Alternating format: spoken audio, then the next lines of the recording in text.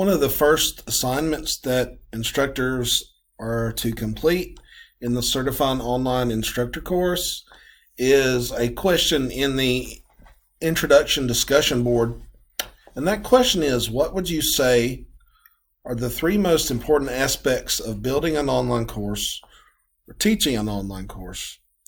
And so the reason that question is asked is because I want people to see what each other thinks, and I wanted to see what you think. And so far, we've had 3 instructors who have answered this question, and I wanted to look at those responses with all of you. And again, feel free to come in and respond even after you see this. I want people to engage and discuss with each other. So here's a response from the instructor. And the response is making sure the content provided is presented in an organized, meaningful way. Second comment, set clear expectations and provide clear course navigation and organization. So is there a theme here? Yes, there is a theme. And these are comments from 2 different people. And the theme is actually covered in Benchmark 1 called Pathways to Learning. So in Pathways to Learning, you look at both of these concepts, which is basically providing clear navigation organization, and is the content organized in a meaningful way. The content organization will also come into play later. So let's keep moving along. More responses. Having rubrics that are accessible to students and available for various venues of learning. Building a course that is focused on student learning experience. Something that's dynamic, it's easy to modify or adjust to fit your learning environment and adapt to the students in your course. Is there a theme? Yes. This is what we refer to as instructional design. Sometimes it's called backward design as well. This is covered in Benchmark 3.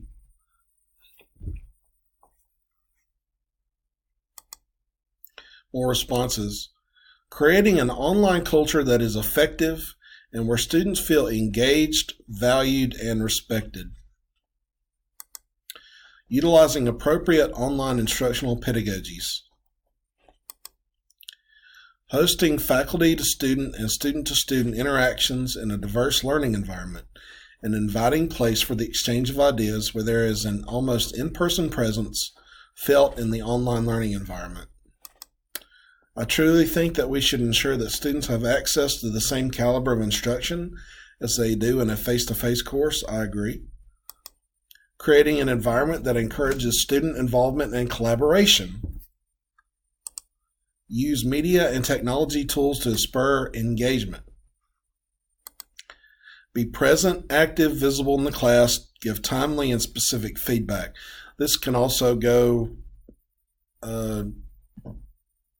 Actually, never mind. Is there a theme? Yes, it's Benchmark 4. Course culture, or what I refer to as creating a conscious course culture. These are actions that you are intentionally doing, strategies that you are intentionally employing, and activities and assignments that you are intentionally using in your course to create a specific type of course. It's a conscious course culture. So what was interesting to me about most of these comments, these are all the comments from 3 different instructors.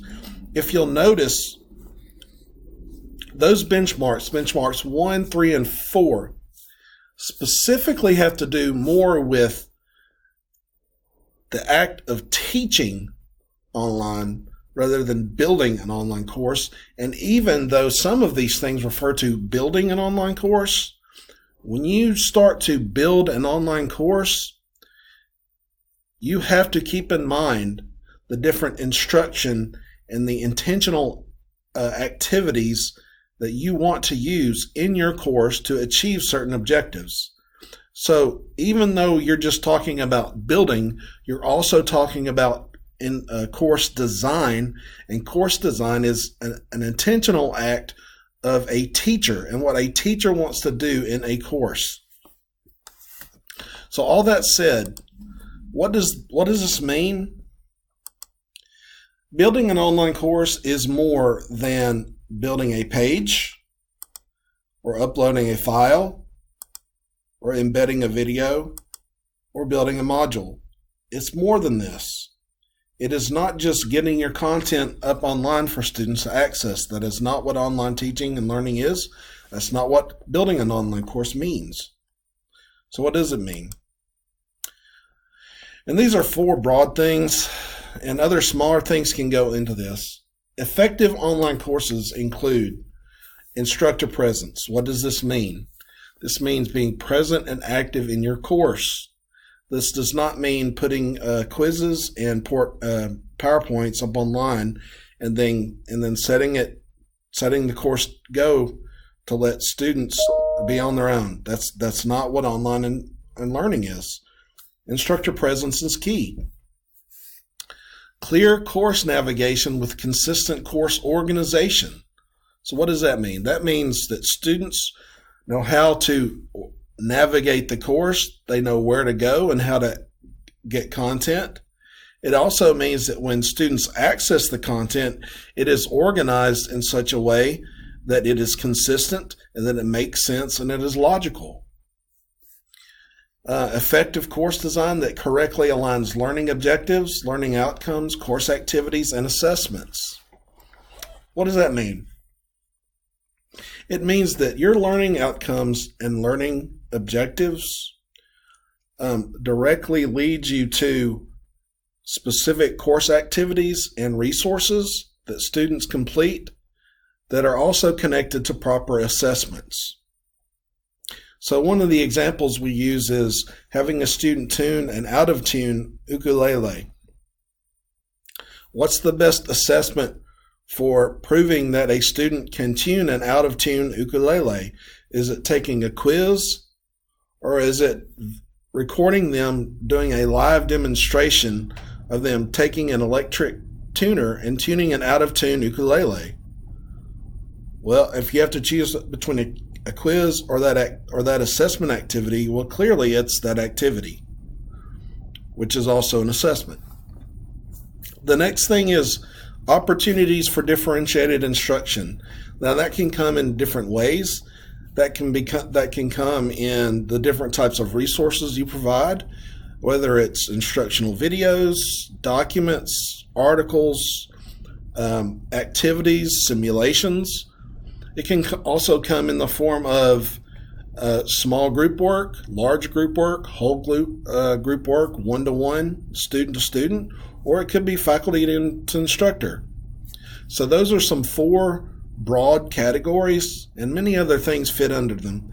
Those are sort of 4 broad things that effective online courses include. And again, this has been brought to you by Online at JSU. You can visit us in 212 Self Hall, or you can give us a call at 256-782-8172, or you can email us at online@jsu.edu. We're always here if you need us, so feel free to call us or stop by. Thanks.